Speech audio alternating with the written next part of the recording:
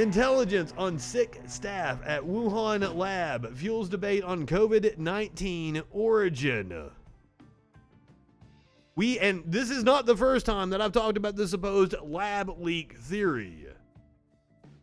3 researchers from China's Wuhan Institute of Virology became sick enough in November of 2019 that they sought hospital care, according to a previously undisclosed U.S. intelligence report that could add weight to growing calls for a fuller probe of whether the COVID-19 virus may have escaped from a laboratory. The details of the reporting go beyond a State Department fact sheet issued during the final days of the Trump administration, which said that several researchers at the lab, a center for the study of coronavirus and other pathogens, became sick in autumn of 2019, with symptoms consistent with both COVID-19 and common seasonal illness. The disclosure of the number of researchers, the timing of their illnesses, and their hospital visits come on the eve of a meeting of the World Health Organization's decision-making body, which is expected to discuss the next phase of an investigation into COVID-19's origins. Current and former officials familiar with the intelligence about the lab researchers expressed differing views about the strength of the supporting evidence for the assessment. One person said that it was provided by an international partner and was potentially significant, but still in need of further investigation and additional corroboration. So now, one of the things that I wanted to verify was exactly when we started hearing stories from China about the potential for a pandemic. Because I thought that the timing of the staff from the Wuhan lab going to the hospital in November would give weight to a correlation issue, that they just happened to be where the epicenter of the outbreak was, and it wasn't that it actually specifically came from their lab. Because I feel like if it was leaking from the lab, it would have happened just a little bit earlier, that they would have been in the hospital in October. But that was because I thought I started hearing reports about a pandemic in China around Halloween. I actually could not verify that. The first report that I found actually attributed it to bubonic plague. 2 people diagnosed with severe and viral plague in China. This was November the 14th. This is the first reputable source that I could find. The 2 people in China were diagnosed with a severe and viral form of the plague, according to reports in Chinese media, raising alarms for citizens despite promises from health authorities that control measures are in place. Now, this actually happened outside of Beijing.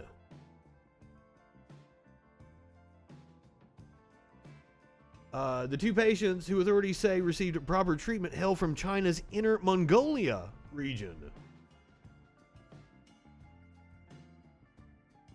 The patients were first treated at a Beijing hospital. Now, Wuhan is a major city in China. That's one of the, when people were bringing this up, talking about, oh, well, what's the chances that the Institute of Virology would be in the city? Well, the city's a big city. It's like saying, what's the chances that the Institute of Virology is in, New York City or Atlanta here in the United States, and one of the more populous cities where an outbreak would be likely to occur.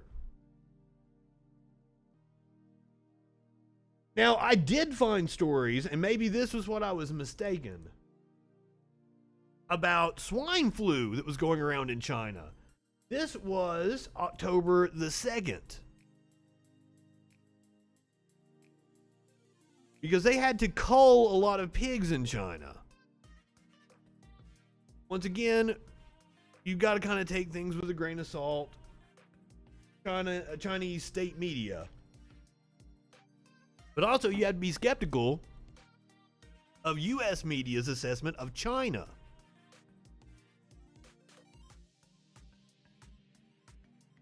Here in the US, we have discovered that younger people are suffering from enlarged hearts or inflammation of the heart after the COVID-19 vaccine. According to the Centers for Disease Control and Prevention, a recent study showed some people reported, I'm going to try, goddamn, this is the fucking freaking news for tomorrow. I said it a million times, so. Myocarditis. I think I did it right, yeah. Which is inflammation of the heart after receiving the COVID-19 vaccine. Also, I said the name of the movie that Kevin Spacey was in earlier in a voiceover. I was proud of myself for getting it right. I couldn't do it on the first try this time. A recent vaccine safety technical work group, the presentation showed the inflammation in some young people who received the mRNA vaccine. That's the Pfizer and Moderna vaccines. The CDC says that myocarditis happened in predominantly adolescents and young youths. The report showed it was more prevalent in males than females and often followed the second dose, which, thank you for letting me read this story just days before I received my second dose. In the reported cases, it happened within 4 days of the vaccination. The CDC says the cases appear to be mild, and they are following up on the report. Meanwhile, we have indeed reached the lowest levels of COVID deaths in a year. What study at the Wuhan lab? I don't know what you're talking about. You're trying to make some nefarious connection. First of all, as I've explained in previous episodes of the Troll Patrol, the Trump administration came in and just completely demolished the CDC's team in China, their actual response team that was over there at the Wuhan lab. Gain of function research. I know exactly the dumb fucks you've been listening to just by saying that shit. Rand Paul is an idiot. If you're repeating what Rand Paul said, no, I'm just telling you what the facts are. The Trump administration demolished the CDC's response in China. So it's no wonder that we have no fucking clue what happened over there. Because Trump kicked our scientists out. We would have a much better understanding of what the fuck went on had it not been for Trump's policy. There is no doubt in my mind that Hillary Clinton would not have done such a horrid job. And it's not Orange Man bad when I'm giving you actual facts that are verifiable. And it's weird that I keep hearing this biological web that they were engineering biology. We did that. You want to know why the lab leak theory is so fucking, plausible? Because we did. Lyme disease was created by the U.S. government, where we were experimenting with trying to turn ticks into biological weapons. God damn. The United States is adding fewer than 30,000 cases a day for the first time since June of last year, and deaths are as low as they've been since last summer in much of the country. The virus outlook is improving. Nearly half of Americans have received at least one vaccine shot, and though the pace has slowed, the share is still growing by about 2 percentage points per week.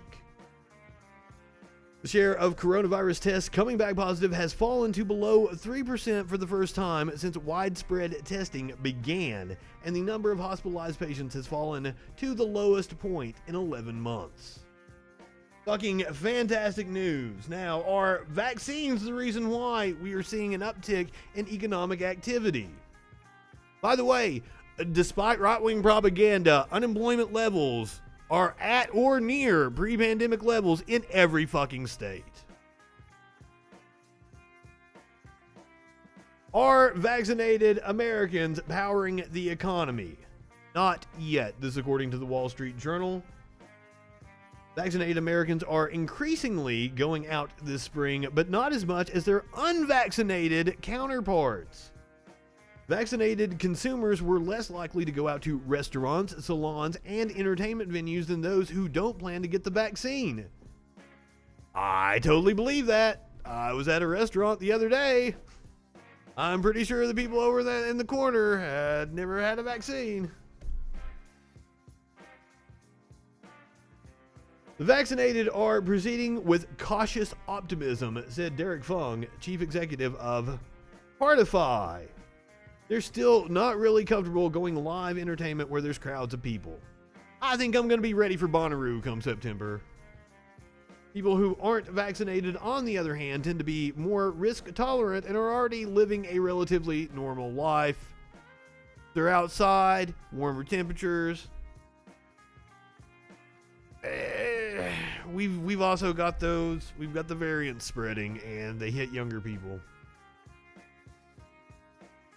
Bidding at entertainment venues was up 20% among consumers who don't plan to get the vaccine in April compared with January 2020.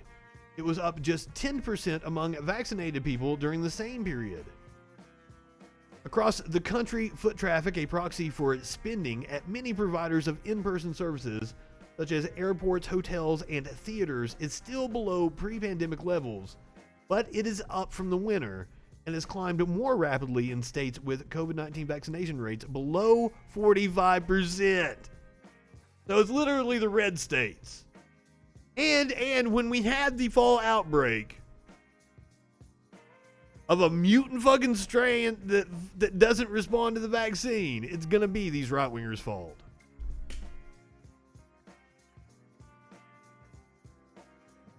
Cartify surveyed about 1,600 consumers who use mobile rewards platform Drop to determine whether they were vaccinated with at least one dose or not, then analyzed anonymized credit and debit card transactions by vaccination status. That's fucking freaky. Oh, you know, we brought him up just a little bit ago. Rand Paul. Dude, like, I'm doubting that you actually agree with me on fucking anything. I don't think you know what the fuck you're talking about. Where I stand politically, like, this is my life. I eat, sleep, live, and breathe politics. I guarantee you I know more about the topics than you do, but you try to come in here and tell me shit. Exactly, but it's the left that's anti-science. Blah, blah, blah.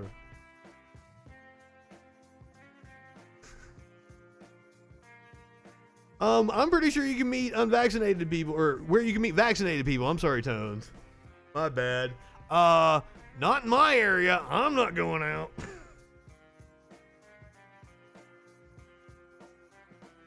Sparkles went to New Orleans. I couldn't believe it. You've been fully vaccinated for a while, though. Those court workers got, like, first dibs. Kentucky Senator Rand Paul says he has natural immunity to COVID-19 and will not get the vaccine. He has no fucking clue how natural immunity works. Like, we're talking, even us vaccinated people are going to have booster shots every 8 months or so. God damn. This motherfucker thinks he's got natural immunity. Rip Rand Paul. I'm looking forward to that one.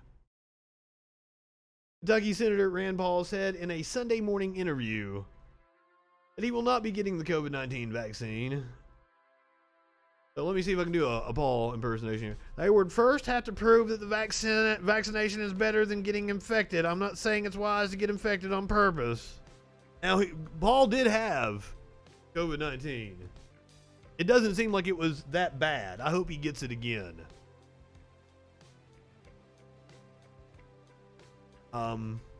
No. I don't think you know what you're talking about, sir. Paul went on to say that in years, if science were to prove that people who have natural immunity are getting infected, we've seen people with the fucking vaccine get infected. A lot more than people who have been vaccinated, he may change his tune. Jesus Christ, he's an idiot. Fuck, right-wingers are morons.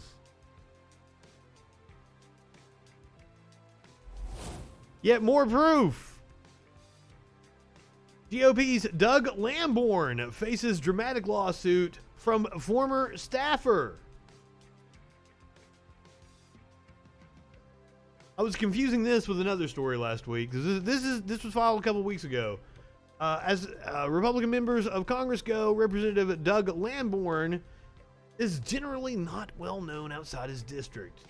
Lamborn managed to make national news thanks to a new lawsuit from one of his former aides. NBC News reported a former staffer for U.S. Rep. Doug Lamborn is suing the Colorado Republican for allegedly firing him for complaining about his reckless and dangerous approach to COVID-19 in his congressional offices. The congressman's lackadaisical response wound up getting Brandon Pope, Lamborn, and numerous other employees infected with the virus, the lawsuit states.